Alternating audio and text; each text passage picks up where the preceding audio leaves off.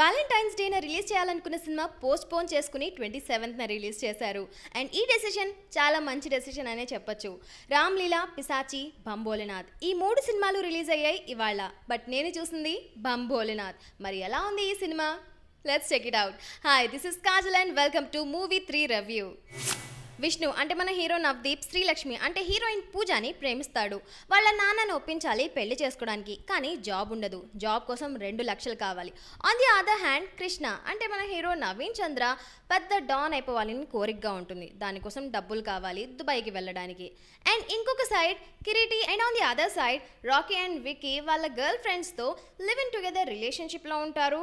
గంజాయి మందు కొడుతూ ఎప్పుడు ఎంజాయ్ చేస్తూ ఉంటారు. బేసిక్గా వీళ్ళకి ప్రాబ్లమ్స్ ఏముండవు, కానీ తర్వాత వస్తాయి.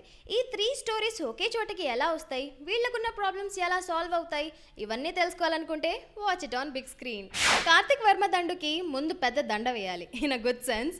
Screen play, story and direction అన్నీ ఈయనవే. అండ్ అన్నీ చాలా బాగా హ్యాండిల్ చేశారు. కొన్ని చోట్ల గ్రిప్ మిస్ అయినట్టు అనిపించింది, కానీ అవి ఇగ్నోర్ చేయొచ్చు.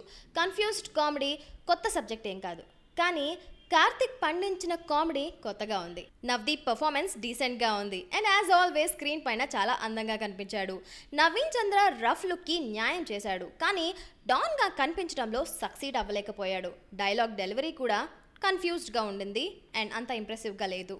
పూజ చూడడానికి చాలా క్యూట్గా అనిపించింది అండ్ తన క్యారెక్టర్కి 100% న్యాయం చేసింది. కానీ తన కెమిస్ట్రీ నవదీప్ కన్నా నవీన్ చంద్రతో బాగా మ్యాచ్ అయింది. పెద్ద మూవీస్లో చిన్న క్యారెక్టర్స్లో కనిపించే ఫేమస్ టీవీ యాంకర్ ప్రదీప్ మచిరాజు ఈ సినిమాలో చాలా మంచి క్యారెక్టర్ ప్లే చేశారు. అండ్ తన కాంబినేషన్ కిరీటితో బాగా పండింది. వాళ్ళిద్దరు స్క్రీన్ పైన కనిపించినప్పుడల్లా నవ్వులే నవ్వులు. డ్రగ్ ఎడిక్ట్స్గా ఇద్దరు బాగా పర్ఫామ్ చేశారు.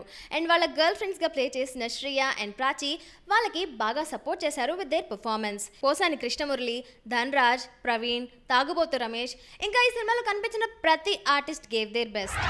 బ్యాక్గ్రౌండ్ స్కోర్ అండ్ మ్యూజిక్ మరో పెద్ద హైలైట్ ఈ సినిమాకి. ఇందులోనే once upon a time song, అనగనగా ఒక రోజులో ఏమ్మా కోపమా సాంగ్ని తలపించింది. అండ్ మనసే సాంగ్ చాలా సూదింగ్గా ఉంది and it makes you feel good. Kudos to this music director Sai Karthik for his good work. Bum Bholenath outstanding movie అని చెప్పను. రొటీన్ స్టోరీ లైన్ ఉన్నప్పటికీ కూర్చున్న 129 minutes చాలా ఎంటర్టైనింగ్గా ఉన్నాయి. ఎక్కడా బోర్ కొట్టలేదు. So I'm going with 3 stars. ఇది నా రివ్యూ. మరి పబ్లిక్ రెస్పాన్స్ ఎలా ఉంది? Have a look. బాగుంది, పర్వాలేదు, గుడ్. చాలా బాగుందండి cinema, no doubt super hit. Cinema చాలా బాగుంది. నవదీప్ అందరూ యాక్షన్ బాగా చేశారు, కామెడీ బాగుంది. నా రివ్యూ ఒక కామన్ మూవీ గోయర్గా ఇచ్చేది. This is my experience of watching Bum Bholenath. మరి మీరు చూసారా బమ్ భోలేనాథ్? మీరు ఎన్ని స్టార్స్ ఇస్తారు?